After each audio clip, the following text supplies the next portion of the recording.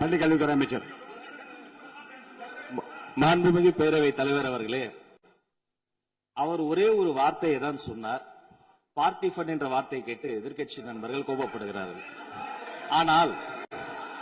ஆனால் அதன் மீது உங்களுக்கு பாயிண்ட் ஆஃப் ஆர்டர் தருவதாகவும் நீங்கள் சட்டப்பேரவைத் தலைவர் சொல்கிறீர்கள்.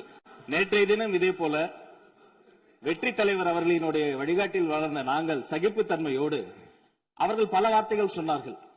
புதிதாக சோஃபா மாடல் என்றார்கள், குதிரை பேரம் என்றார்கள், எத்தனையோ வார்த்தைகள் சொன்னபோது சகிப்புத்தன்மையோடு அதை கேட்டு பொறுமையாக இருந்தோம். இவர்கள் குதிரை பேரம் எல்லாம் அவைக்குள் நீக்கப்பட்டு விட்டது. சரி, சோஃபா மாடல் என்று சொன்னார்கள்.